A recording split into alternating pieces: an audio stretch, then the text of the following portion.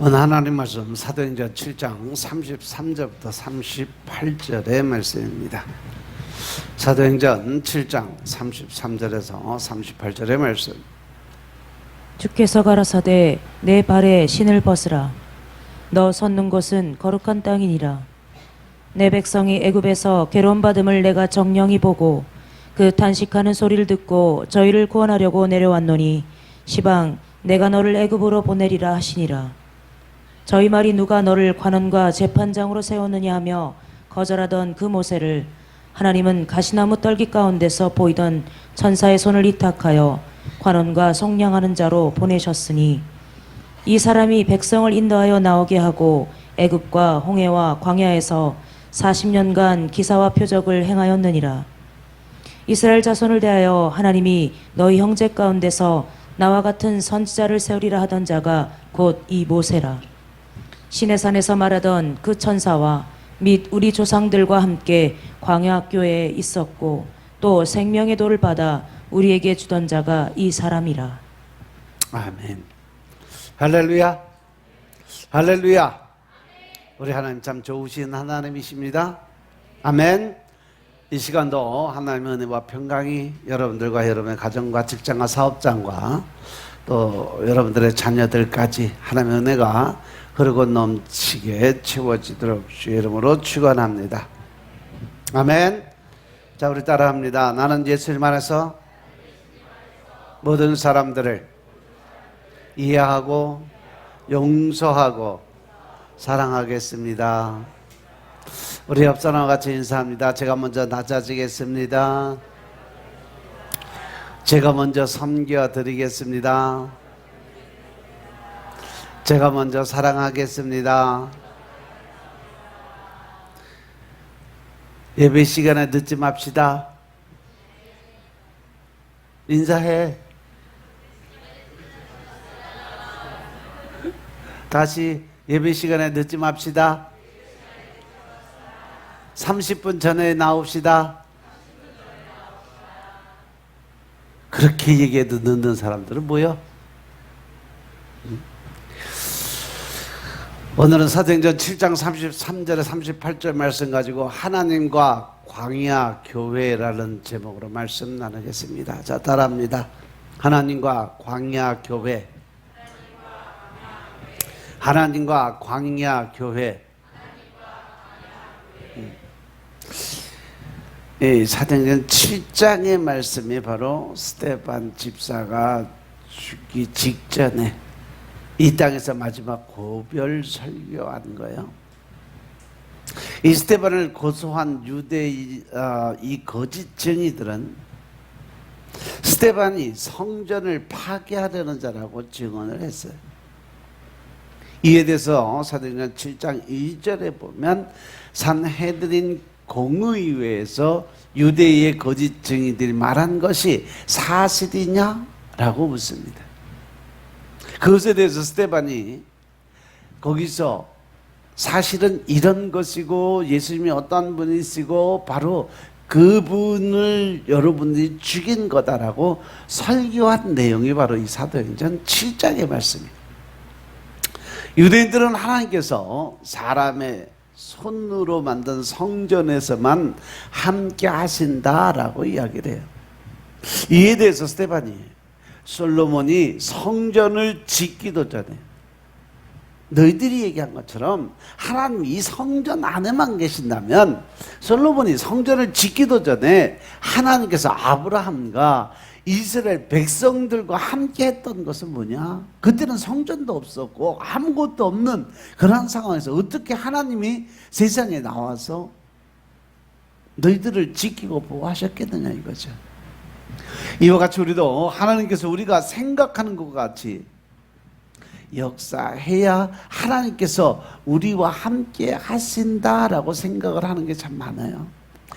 하나님이 마치 내가 원하는 대로 바라는 대로 일을 하시는, 즉 나의 종 같은 그러한 생각의 개념을 가진 사람들이 많아요.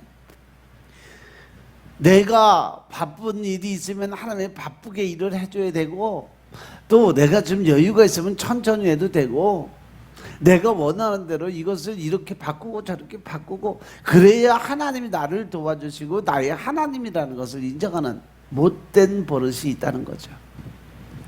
그래서 우리의 모든 기도가 당장 응답받고 눈에 보이는 기적이 있어야 하나님께서 나와 함께 하신다, 이러한 생각을 한다는 거죠.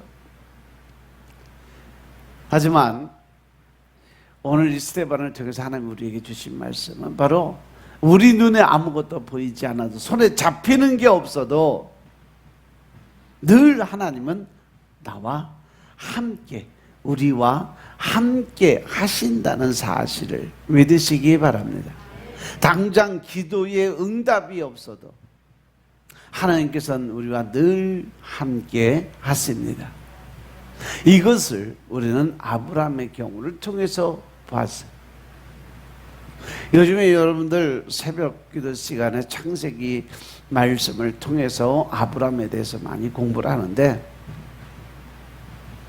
하나님께서는 아브라함에게 본토 친척 아비 집을 떠나서 내가 지시할 곳으로 가라 라고 말씀하셨어요. 그때 당시에 아브라함은 아무것도 모르고 어디로 가라고 정해준 처소도 없었어. 그냥 네가 모든 거 다 내려놓고 나오면 그때 갈 방향을 제시해 주겠다라고 말씀하셨을 때 아브라함은 그냥 따라 나왔어요. 왜? 말씀에 순종하기 위해서. 나오니까 하나님께서 아브라함에게 가나안 땅을 주겠다고 말씀하세요. 그런데 막상 떠나고 보니까 아브라함이 가나안 땅에 발 붙일 만한 땅도 없었어요. 또 내가 너를 통해서 이 땅에 하늘의 별과 같이 바다의 모래같이 많은 자녀들을 허락하는데, 그때 당시 아브라함은 하나님 말씀에 순종하고 나아갔는데 장장 24년 동안이죠. 25년 만에 아이를 생산했으니까 25년 동안 아브라함과 사라 사이에서 자녀가 태어나지 않았어요.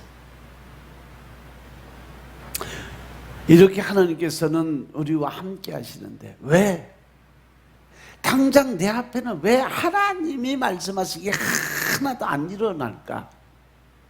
그 이유는 바로 우리로 하여금 우리가 가진 것이 아무것도 없어도 오직 하나님의 말씀만 붙들고 살아가게 만들기 위한 훈련 과정이 필요하다는 거죠. 내가 가진 것이 많으면, 내가 가진 조건들이 많으면 그 일을 이루시는 분은 하나님인데 그 하나님이 하신 일들을 깨닫지 못하고 알지 못하고 내가 한 것처럼, 무엇을 통해서 그 일이 이루어진 것처럼 사람들이 생각하고 하나님께 감사를 잃어버리고 살아가니까 하나님께서는 내가 가진 모든 것을 내려놓을 때까지 내 방법, 내 뜻, 오직 주님의 말씀에 의지해서만 나아갈 수 있는 그러한 삶을 만들기 위해서 하나님은 계속 우리에게 요구하신 게 뭐예요? 내려놓음이에요. 내 환경, 조건, 내 주위의 사람들, 그리고 내 생각, 내 의, 내 방법대로 살아가는 내 식대로의 그 믿음을 버려라는 거죠. 그런데 우리는 믿음 생활을 한다고 하면서 하나님 뜻대로 살아간다고 말로는 하는데, 중요한 것은요, 내 식과 내 의, 내 방법을 버리지 않는다는 거죠. 그러면서 끝까지 하나님에 대한 원망과 불평이 쏟아낸다는 거죠. 이 시간 여러분들 한번 내 믿음이 어디까지 왔나 한번 돌아보시기 바랍니다. 여러분들이 과연 나는 하나님 말씀에 의지해서 전적으로 모든 거 하나님께 맡기고 살아가는 건지, 아니면 아직도 버리지 못한 내 욕심의 마음, 내 의의 마음, 그리고 내 뜻대로 살아가는 건 아닌지.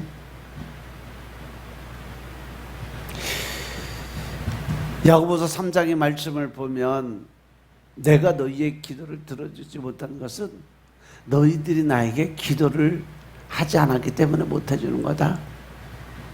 설사 너희들이 내게 기도를 드렸다 할지라도 내가 너희의 그 기도를 듣지 않는 것은 뭐 때문에?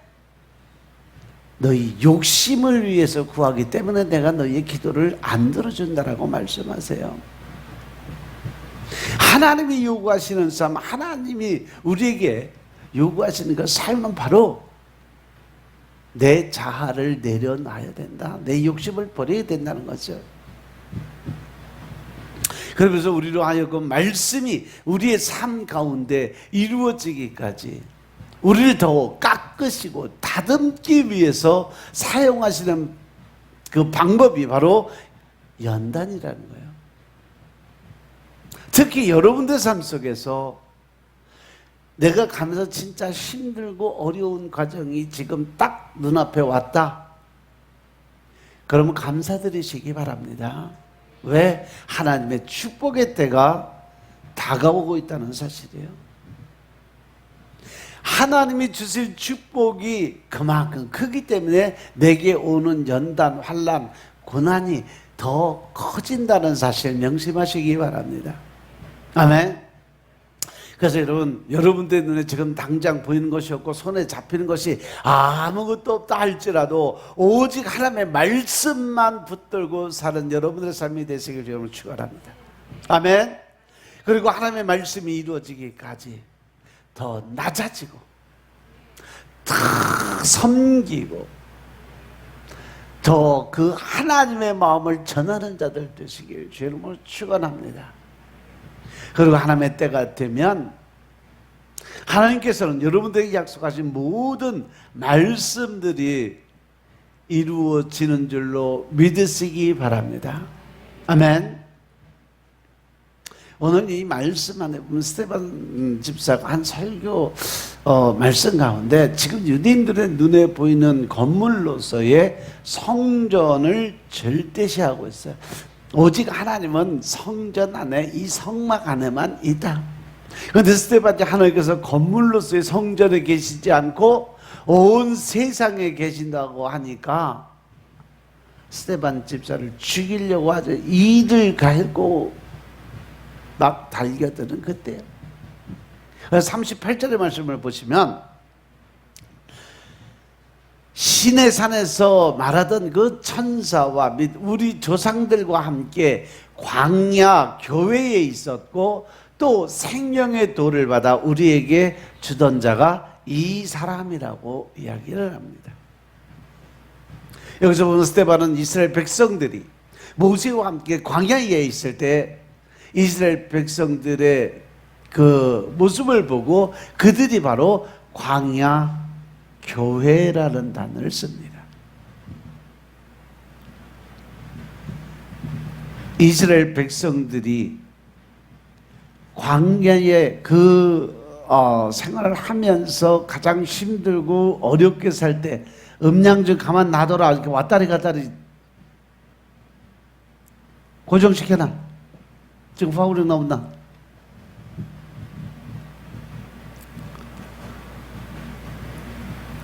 그때 고난과 연단 안에 들어가 있는 그 상태에서 그들이 가장 힘들 때 그 모습을 보고 그 각 개인을 다 교회란 단어를 사용을 했습니다. 그러니까 이스라엘 백성들이 성전을 지었을 때 그때를 교회라고 하지 않았어요. 다윗의 성전, 솔로몬의 성전, 그때 당시 지었던 그 성전들을 바라보고 그것을 보고 하나님은 성전이라는 단어를 사용 안 하셨다는 거죠. 건물도 없고 아무것도 없을 때 그들이 가진 거 아무것도 없고 오직 하나님의 말씀에 의해서 하나님을 의지하고 나아갔을 때 그때가 바로 진정한 교회다라는 말씀을 하셨어요. 그래서 그 말씀을 신약에 넘어와서 고린도전서에서 하나님께서 너희가 네 안에 성령님이 거하시는 전, 즉 성전인 줄 모르느냐?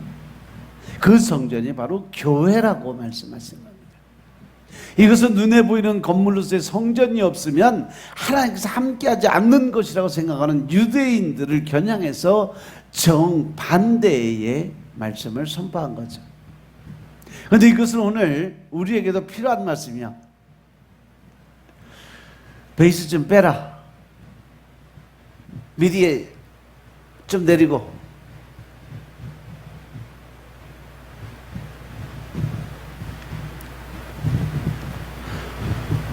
근데 이것은 오늘 우리에게 가장 필요한 말씀이에요. 우리도 혹시 이 교회를 생각할 때 눈에 보이는 건물을 교회로 생각하고 있는 건 아닌지 돌아보시기 바랍니다.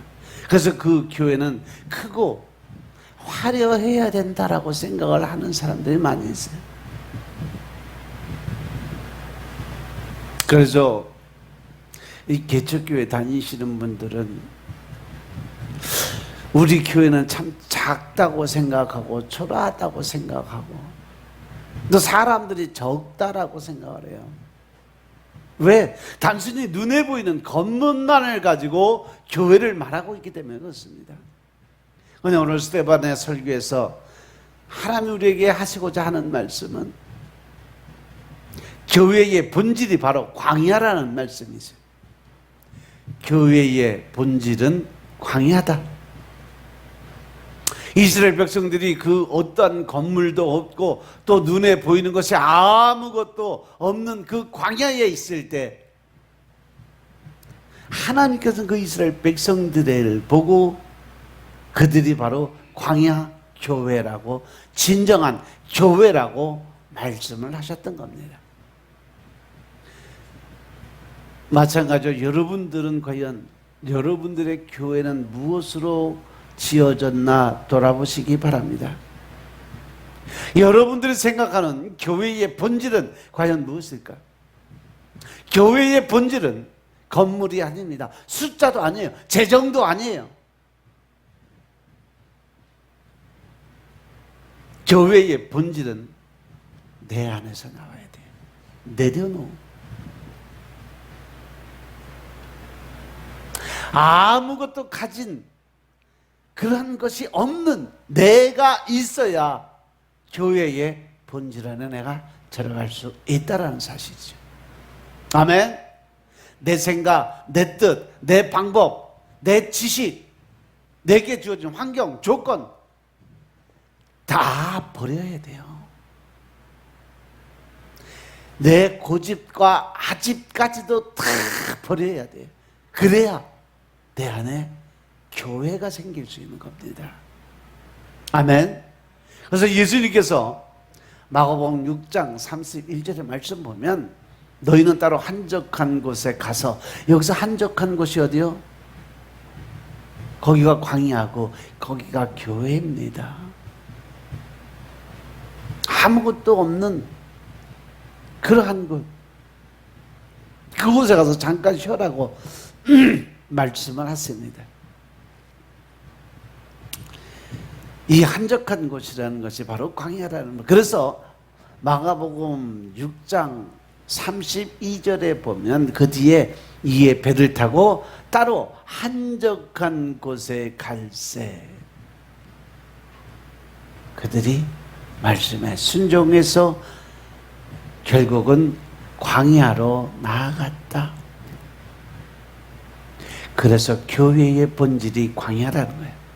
그러면 성경에서 말씀하시는 광야의 의미가 무엇일까? 광야라는 것은 바로 이 세상의 모든 영광에서 벗어난 곳이 광야다. 아멘. 이 마가복음 6장에서 예수님은 오병이어로 5,000명을 먹이시는 기적을 행하셨어요. 그때 수많은 사람들이 있었어요. 그리고 그 많은 사람들은 예수님을 임금으로 삼으려고 했어요. 즉 그들이 가지고 있는 건 뭐예요? 세상의 지식적인 그런 믿음을 가졌기 때문에 그렇습니다. 그런데 이때 예수님이 어떻게 하셨어요? 마가복음에 보면 그들을 재촉하사 배를 타고 건너편으로 제자들을 옮겨 놓으세요. 그리고 예수님은 혼자 기도하러 산에 올라가셨다라고 기록이 되어 있어요. 과연 내 안에 광야가 어떤 곳일까? 내 마음속에 가장 한적하고 하나님 앞에 엎드려서 기도드리며 하나님을 만날 수 있는 자리는 과연 어디일까? 이 세상의 영광을 벗어나서 오직 주님만을 바라볼 수 있는 곳, 그곳이 과연 어디일까? 바로 그곳이 광야, 그것이 바로 교회인데, 내 마음속에 과연 나는 오직 주님만 바라볼 수 있는 자리가 어디에 있을까? 교회는 바로 이 세상의 영광을 떠난 것, 사람들을 바라볼 수 있고 사람들이 높일 수 있는 그러한 자리에서 떠나올 수 있는 것, 환경 조건 따지지 아니하고 사람들 쳐다보지 아니하고 그냥 오직 하나님만 바라보며 나아갈 수 있는 곳, 그것이 바로 광야고 그것이 바로 교회입니다. 과연 내 마음속에 그 광야는, 그 교회는 어디 있을까? 오늘 이 시간 여러분들 더 이상 사람들, 환경, 조건 따지지 마시기 바랍니다. 그저 말씀 안에 들어가서 오직 하나님만을 바라보고 예수님만을 바라보는 여러분들의 삶이 되시길 주님으로 축원합니다. 그래서 오직 하나님으로부터 참된 위로를 받고 소망을 얻는 여러분들의 삶이 되시길 주의 이름으로 축원합니다. 두 번째, 성경에서 말씀하시는 광야라는 것은 바로 한순간도 하나님 없이 살아갈 수 없는 곳이 바로 광야입니다. 오직 주님께만 의지하고 오직 말씀에 의지해서 나아갈 때 그 전능하신 하나님이 내게 임하게 된다는 사실 명심하시기 바랍니다. 출애굽한 이스라엘 백성들을 하나님께서 인도한 것이 어디요? 첫 번째 나온 것이 광야예요. 그죠? 출애굽기 15장 17절부터 18절 말씀 보면 주께서 백성을 인도하사 그들을 주의 기업의 산에 심으시리로다. 여호와여, 이는 주의 처소를 삼으시려고 예비하신 것이라. 주여, 이것이 주의 손으로 씌우신 성소라고 이야기하면서 여호와의 다스림이 영원 무궁하시도다라고 고백을 해요. 하나님께서 백성을 인도해서 그들의 주의 기업의 산에 심기 위해서 그들을 데리고 나왔다는 거죠. 이 광야는요, 물이 없는 곳이, 먹을 양식이 없는 곳이 바로 광야입니다. 그러니까 하나님께서 인도하신 이 광야는요, 인간의 힘으로, 자기의 힘과 노력으로 어떠한 일을 하더라도 단 한순간도 스스로 살아갈 수 없는 곳이 바로 광야라는 것이죠. 아멘. 그러니까 여러분들, 교회가 뭐예요? 교회는 광야의 이스라엘처럼 한순간이라도 하나님이 없이는 살아갈 수 없는 곳이 바로 교회예요. 오직 하나님만을 바라보고 오직 말씀만 의지해서 나아가는 그런 삶. 그래서 하나님께서 주시는 양식이 아니면 한순간도 살아갈 수 없는 그런 삶을 살아가는 것이 바로 광야고 교회입니다. 바위에서 나오는 하나님이 주시는 그 생수가 없는 순간, 한순간도 살아갈 수 없는 곳, 그것이 바로 광야입니다.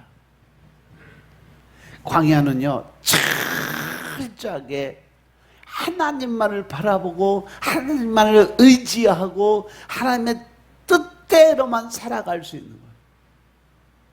출애굽한 이스라엘 백성들을 왜 하나님께서 그 광야로 40년의 연단을 거쳐서 그들을 훈련시켰을까? 그것은 바로 하나님께 모든 것을 내려놓고 의지하게 만들기 위한 연단이고 훈련이었음을 깨달으시기 바랍니다. 그러면 여러분, 왜 하나님께서 광야에서 줄이게 하시고 목마르게 하셨을까? 신명기 8장 1절부터 3절의 말씀 보겠습니다. 신명기 8장 1절부터 3절에 있는 말씀. 내가 오늘날 명하는 모든 명령을 너희는 지켜 행하라. 그리하면 너희가 살고 번성하고 여호와께서 너희의 열조에게 맹세하신 땅에 들어가서 그것을 얻으리라. 내 하나님 여호와께서 이 40년 동안에 너로 광야의 길을 걷게 하신 것을 기억하라. 이는 너를 낮추시며 너를 시험하사 내 마음이 어떠한지 그 명령을 지키는지 아니 지키는지 알려 하심이라. 너를 낮추시며 너로 줄이게 하시며 또 너도 알지 못하며 내 열조도 알지 못하던 만나를 내게 먹이신 것은 사람이 떡으로만 사는 것이 아니요 여호와의 입에서 나오는 모든 말씀으로 사는 줄을 너로 알게 하려 하심이니라. 아멘. 할렐루야.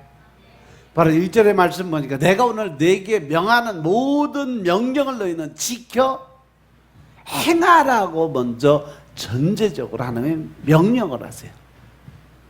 하나님 말씀의 뜻대로 행함 있는 믿음을 보여라.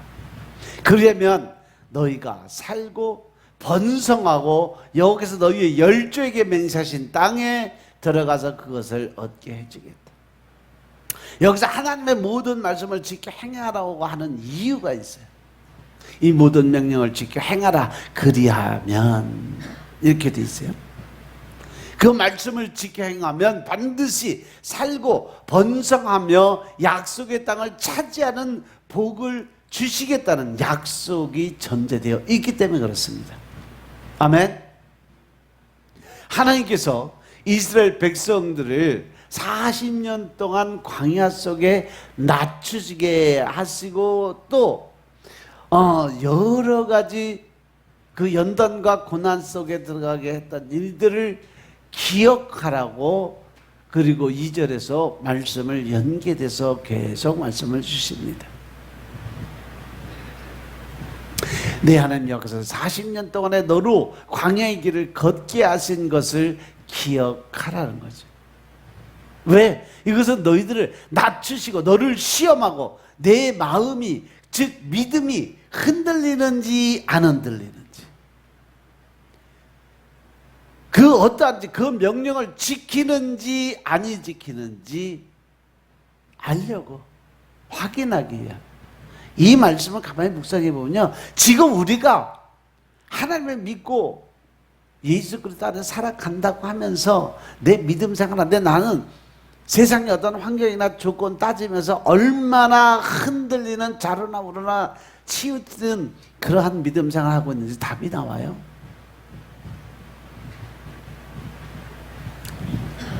어느 날 갑자기 보면 내 삶 속에 하나님이 계시는 것 같은데 어느 순간에 보면 떠나 있는 자리가 있어요. 그러면 제일 먼저 나오는 게 뭐냐면 하나님에 대한 대적이에요. 대적의 생각.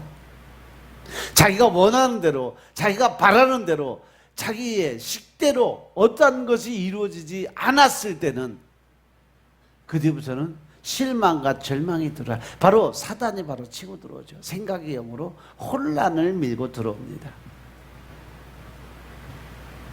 그리고 나서 그 뒤로 들어온 것이 뭐냐면 원망과 불평안에 이어나오는 게 하나님에 대한 대적이에요.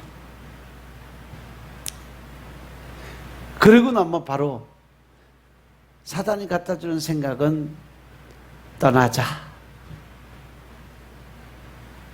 교회를 떠난 생각이에요. 하나님을 떠날 생각이에요. 그리고 예배 시간을 줄이기 시작을 해요. 내 생각, 내 뜻, 내 방법대로 원하고 또 바라는 대로 안 됐으니까 그것을 하나님에 대한 대적으로 교회에 안 나와버리는 거죠. 시간을 줄이는 거죠. 아예 떠날 수는 없으니까.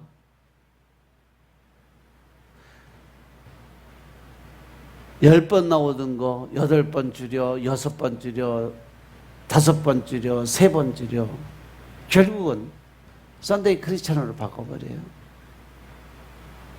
그러면서 서서히 무너뜨리기 시작을 합니다. 그러면서 그 안에서 자라는 게 뭐예요? 자아만 자라요. 내 생각, 내 뜻, 내 방법. 그러다 보면 한 사람 한 사람에 대한 인연이 끊어져요. 맥을 끊어요.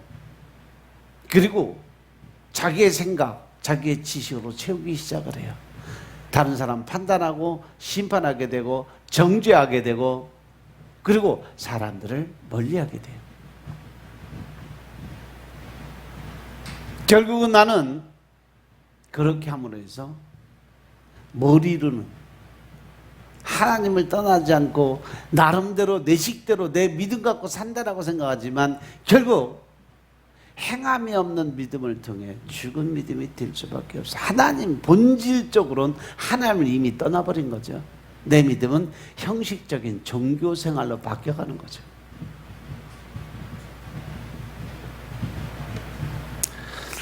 하나님께서 이스라엘 백성들을 40년 광야 생활 속에 낮추시기도 하시는 여러 가지 시험을 했던 기억. 이 2절의 말씀 분명히 기억하시기 바랍니다.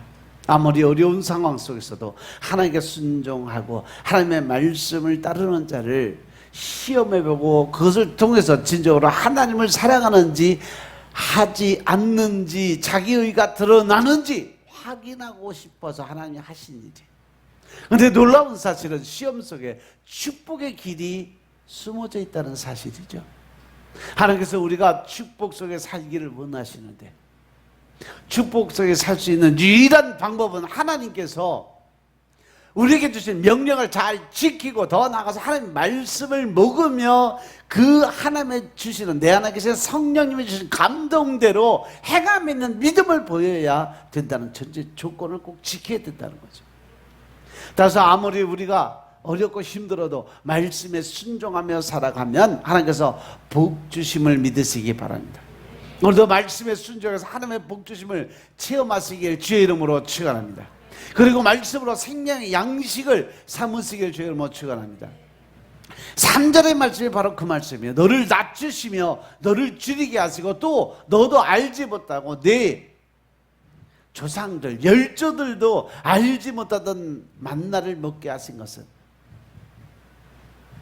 사람이 떡으로만 사는 것이 아니라 여호와의 입에서 나오는 모든 하나님의 말씀으로 사는 줄을 내가 알게 하고 있습니다.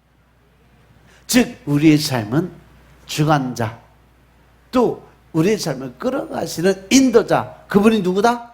하나님인 줄을 알게 만들기 위해서 너 스스로 아무것도 알 수 없다는 것을 깨우치고 느끼게 하기 위해서 하나님께서 더 큰 전단과 혼란 속에 들어가게 했다. 우리는 육신의 몸을 지녔기 때문에 영원토록 살 수는 없어요. 그래서 육신의 몸을 위해서 만나인 음식을 먹어야 살 수 있습니다. 그러나 영적인 사람은 육신에 만나인 음식물로만 살 수 있는 게 아니다라고 말씀하시는 거예요.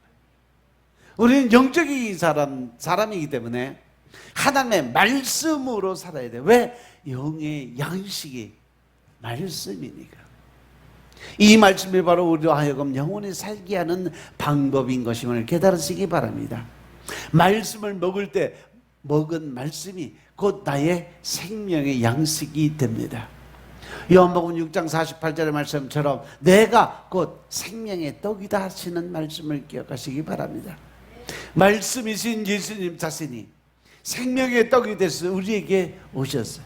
말씀이신 예수님을 구주로 영접해서 말씀이신 예수님을 영의 양식으로 삼고 매일매일 우리가 그것을 먹고 마시면 우리에게 영생의 삶이 주어진다는 사실 명심하시기 바랍니다.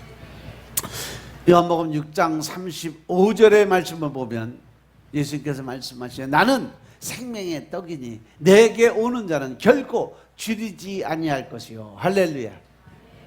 나를 믿는 자는 영원히 목마르지 아니하겠다라고 말씀하십니다. 말씀을 영의 양식으로 삼았을 때 우리는 영생을 얻습니다. 영의 양식인 말씀으로 참 생명을 누리시길 주님으로 축원합니다.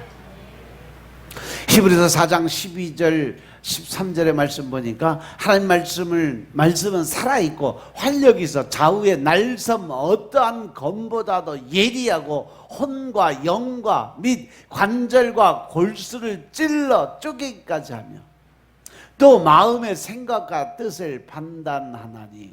할렐루야. 지으신 것이 하나도 그 앞에 나타나지 않음이 없고 우리의 결산을 받으실 이의 눈앞에 만물이 벌거벗은 것 같이 드러나게 하시느니라. 이 말씀은 구약시대 제사장의 제사와 연관성이 있어요. 제사장은 제단에 제물을 올려놓기 전에 예리한 칼로 짐승을 잡아 각을 뜨고 부위 하나하나 절개라고 다 발라내요. 이처럼 하나님의 말씀이 인간의 심령을 속속들이 다 들여다보고 판단하고 변화시킨다는 사실 명심하시기 바랍니다. 저는 이거 그냥 개인적인 사념이에요. 우리나라의 직업 중에 제일 천대받던 직업이 뭐예요? 개백정이요. 소백정. 백정이에요. 근데 그 백정의 직업의 본질이 말씀에서 보면 누군지 아세요? 제사장이에요. 제사장이 하나님께 번제를 드릴 때 우리는 제물에다 손을 얹고 기도하면서 나의 죄가를 다 안수해서 그를 죽여요. 그리고 나면 그것을 제사장이 갖다가 배를 가르고 가죽을 벗기고 내장들 다 끌어내서 다 불살르는, 그리고 고기들을 나누는 그러한 일을 담당했던 것이 제사장이에요. 그래서 그냥 이건 제 개인적인 사념이라고 그래서 그것도 뭐 우리 목사님이 그랬더라 이런 소리 하지 마라. 우리나라에서 이 백정들이 천대를 받았던 이유는 바로 이 기독교 문화에 우리나라의 그 사람들이 타종교, 불교나 유교들이 들어와서 이 사람들을 무시하는 그 일을 만들기 위해서 해놓은 것이 백정이란 단어예요. 그들을 무시하고 또 그리고 그들을 천대하는, 그래서 하나님의 사람들을 철저하게 내려 누르고 더 큰 일을 못하게 막았던 것이 백정이란 단어예요. 알고 보면 이 백정이라는 것이 가장 거룩한 직업이었는데 가장 천대받는 직업으로 끌어내린 것이 이단들이요, 마귀 사단은 노름에 우리가 전체적으로 놀아나고 있는 거죠. 오늘 말씀도 보면 그 모든 짐승을 잡는 그 모든 거 하나님께 드리는 제사의 본질의 모든 것을 끌어가는 것이 제사장인데, 제사장이 하는 일이 바로 지금 백정이 하는 일이 똑같은 일이거든요. 이해가 되세요? 이거는 그냥 제 개인적인 사념이라고 얘기했어. 제가 말씀을 읽다가 이래서 제사장들이 구박을 받았고 이래서 천대받았구나, 이러한 생각이 들었어요. 하나님의 말씀은 살아있는 능력이심을 깨달으시기 바랍니다. 인간의 심령 깊숙한 곳까지 파고 들어가 인간의 영혼을 변화시키고 새 사람으로 살게 하는 능력이 있다는 거죠. 이스라엘 백성들이 광야에서 굶주리게 됐어. 인간은 배고플 때 가장 비참한 그런 삶을 살게 되고 생각을 갖게 돼요. 그죠? 가장 큰 서러움이 뭐예요? 배고프고 자기 누울 자리 없는 게 제일 서러운 거라 그랬어요. 인간이 가장 비굴해지기 쉬운 때가 먹을 것이 없어 배가 고플 때예요. 하나님은 이스라엘을 굶주리게 해서 가장 비천하게 만들어주시고 낮아지게 하신 것은 먹고 사는 것의 소중함을 깨닫게 하기 위해서 하나님이 하신 일이다.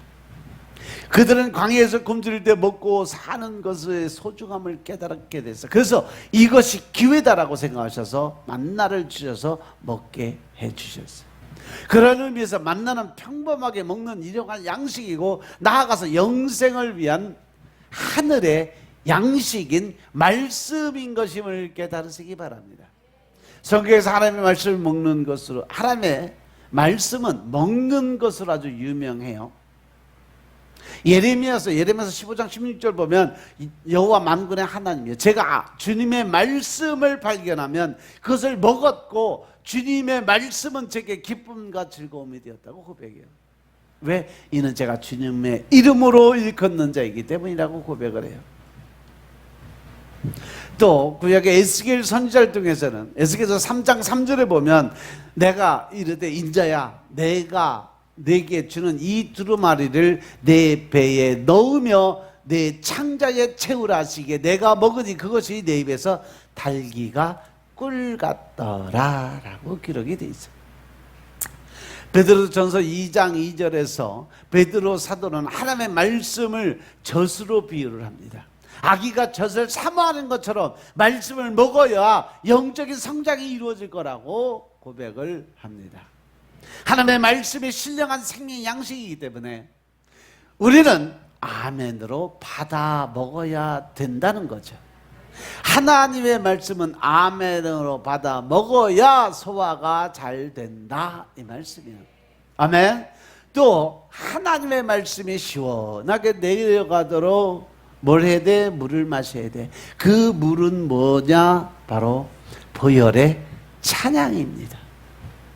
아멘. 그래서 찬양을 많이 부르면 심령의 시원함을 체험하게 되고 영혼이 잘 자라는 축복이 임하게 됩니다.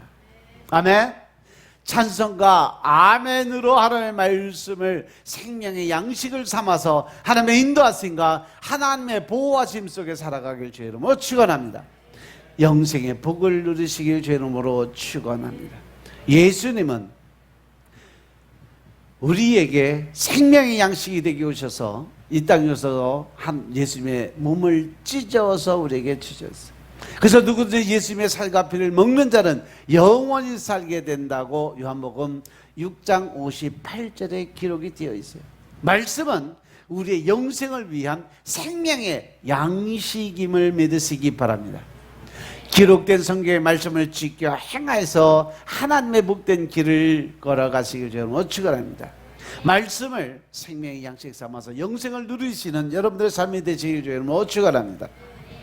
하나님께서 이러한 이스라엘 백성들을 광야로 인도하신 이유는 한순간도 하나님의 말씀이 없이 살아갈 수 없게 만들기 위해서 여러분들의 광야 생활을 하게 만드신 거예요. 지금 여러분들이 힘들고 어렵고 연단 속에 들어가면 여러분들 어려운 일이 생기면 어떻게 해라 그러면 결론은 뭐예요? 말씀으로 들어가서 해답 찾으라는 얘기예요. 기도를 통해서 하나님의 음성 들으라는 얘기예요. 그래서 하나님의 말씀 안에서 기도 안에서 하나님과 교제를 이루고 그리고 하나님의 뜻을 깨닫고 순종할 때 여러분들 모든 묶였던 것들이 다 풀어지는 역사가 일어나게 된다. 그래서 여러분 우리가 교회에 와서 제일 사모해야 될 것이 뭐냐? 오직 하나님의 말씀인 것임을 깨달으시기 바랍니다. 우리에게 위로부터 내려오는 하나님의 말씀이 없이는 우리 영혼은 당장 배고파 죽을 수밖에 없다. 위로부터 내려오는 성령의 이 생명의 생수가 없으면 우리는 목말라 죽을 수밖에 없습니다. 이 말은 반대로 이야기하면 어떻게 되냐? 하나님 우리에게는 아무것도 없어도 됩니다. 하나님 우리에게는 오직 하나님의 말씀만 있으면 우리는 만족합니다. 우리에게 생명의 생수만, 성령의 이 생수만 있으면 우리는 만족합니다 라는 고백의 말이 되어야 된다는 거죠. 내게 필요한 건 아무것도 없어요. 오직 주님만 있으면 됩니다. 저는 오직 하나님만 있으면 됩니다. 그래서 교회 오실 때마다 광야에 이스라엘같이 오직 하나님의 말씀만 사모하시는 여러분의 삶이 되시길 주의 이름으로 축원드립니다. 마지막으로 하나님과 우리가 사랑의 교제를 나누는 것이 바로 광야의 의미다.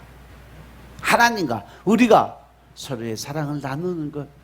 호세아서 2장 14절 15절을 보면 그러므로 내가 저를 계유하여 거친들로 데리고 가서 말로 위로하고 거기서 비로소 저희의 포도원을 저에게 주고 악을 골짜기로 소망의 문을 삼아주리니 저가 거기서 응대하기를 기다렸을 때와 애굽 땅에서 올라오던 날이 같이 하리라.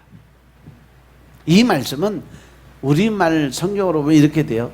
그러므로 봐라, 내가 저를, 즉 이스라엘을 사랑으로 유인해 광야로 데리고 가서 그녀, 즉 이스라엘에게 부드럽게 말을 할 것이다. 내가 그곳에서, 즉 광야에서 저 이스라엘에 빼앗겼던 포도원을 돌려주고 악을 골짜기에 죽음의 골짜기를 소망의 문이 되게 만들어 줄 것이다. 할렐루야. 여러분들 가장 힘들고 어려운 그 자리가 축복의 자리가 될 수 있게 만들어 주시겠다는 약속의 말씀이에요. 그곳에서, 즉 광야에서 이스라엘은 자신의 어린 시절처럼 애굽에서 나왔을 때처럼 축복의 통로 안에서 나는 오직 하나님만을 사랑한다는 고백의 그 말을 듣고 싶다라는 거죠. 여기서 하나님께서 하나님보다 세상을 더 사랑하는 이스라엘 백성들을 향해서 말씀하십니다. 내가 이스라엘 백성들을 사랑함으로 유인해서 광야로 데려가겠다. 그 광야에서 우리에게 사랑으로 속삭여 주신다라고 말씀하십니다. 광야에서 우리에게 들려주시는 사랑의 속삭임이 어떤 것일까? 내가 광야에서 전에 빼앗겼던 포도원을 다시 돌려주신다. 잃어버렸던 나의 모든 권세, 능력, 재물 다 회복시키고 환원시켜 주겠다는 얘기죠. 또 그 광야에서 악을 골짜기에, 즉 죽음의 골짜기를 소망의 문이 되게 만들어 주겠다라는 약속의 말씀 기억하시기 바랍니다. 아멘. 하나님께서 이스라엘 백성들이 하나님과 사랑의 교제를 나누는 것은 이 광야로 나오게 하기 위해서 먼저 그들이 사랑하는 모든 것을 다 뺏어갈 거라고 호세아서 2장 9절에서 말씀하십니다. 호세아서 2장 9절을 보니까 그러므로 내가 내 곡식을 그것이 익을 계절에 도로 찾으며, 결국 뭐예요? 이 땅의 모든 곡식 먹은 모든 것을 다 누구 거다? 하나님 거라는 거예요. 그러니까 내가 내 곡식을 그것이 익을 계절에 도로 찾는다는 것은 뭐예요? 열매가 익기 전에 다 쓸어버리겠다는 얘기예요. 먹을 것이 하나도 없게 만들겠다는 얘기예요. 내가 내 새 포도주를 그것이 맛들 시기에 도로 찾으며, 이 말씀 묵상 잘 하셔야 돼요. 하나님의 익을 계절에 맛이 들기 이전에 그들의 벌거벗은 몸을 가릴 내 양털과 내 삶을 빼앗으리라. 그러니까 우리의 삶의 모든 문제들이 완전히 처음부터 딱 맥히는 게 아니에요. 쭉 이루어져서 거의 이루어질 쯤 됐는데 결과를 맞기 바로 직전에 하나님 말씀대로 순종하고 따라왔으면 그것을 열매를 거둬 먹게 만들지만, 만약에 하나님의 뜻에 어긋났을 때 그게 끝에 가서 다 틀어지게 만들겠다는 거예요. 뭔가 일이 되는 것 같은데 끝에서 팍 틀어지는 것들이 있어. 안 되는 것들. 아, 그러면 나를 빨리 돌아보라는 얘기예요. 내가 지금 하나님의 뜻에 어긋났구나, 하나님의 방법이 아니구나, 하나님이 원하시는 일이 아니구나, 이것을 깨닫고 알아서 다시 처음부터 시작을 다시 해서 순종하라는 거예요. 멋대로? 하나님의 뜻대로. 아멘. 명심하시기 바랍니다. 하나님 오늘도 우리에게 말씀하세요. 하나님보다 더 사랑하는 모든 것을 다 버리고 비우는 광야로 들어가라. 아멘. 그리고 또 오직 하나님만을 사랑하는 광야로 들어가라고 말씀하십니다. 그리고 오직 하나님만을 사랑하는 그 광야에서 오직 하나님 한 분만으로 만족하고 하나님 한 분만으로 참된 쉼을 얻어라 라고 말씀하십니다. 그래서 내가 사랑하는 모든 것을 다 내려놓고 오직 하나님만을 사랑하는 그 사랑하심으로 하나님 안에서 참된 쉼을 얻고 평안을 얻는 여러분들의 삶이 되시길 주의 이름으로 축원합니다. 아멘. 오늘 삶이 바로 여러분들의 삶이 광야로 들어가라는 거예요. 이번 한 주간도 여러분들의 온전한 광야의 그 삶을 하나님께 올려드리고 이제 그 모든 연단과 환난의 자리가 축복의 문이 될 수 있는 그러한 귀한 삶을 사시기 주님으로 축원드립니다. 아멘. 기도드리겠습니다. 아버지 하나님 감사드립니다. 오늘도 은혜 가운데 하나님과 광야란 귀한 제목을 가지고 하나님의 말씀 안에 들어가 사오니 우리의 삶들이 오직 주님께 나타내주는 영광의 삶을 살게 하시고 능력의 삶을 살게 하시고 주님이 주신 그 광야의 삶이 내 현실의 삶으로 다가올 수 있도록 주님이 축복하옵소서. 오직 성령의 임재를 통한 기쁨으로 감사함으로 즐거움으로 주님 앞에 나아갈 수 있는 한 영적인 군사의 삶이 이루어지게 축복하옵소서. 모든 말씀을 우리 주 예수 그리스도의 이름으로 감사드리며 기도드려 사옵나이다. 아멘.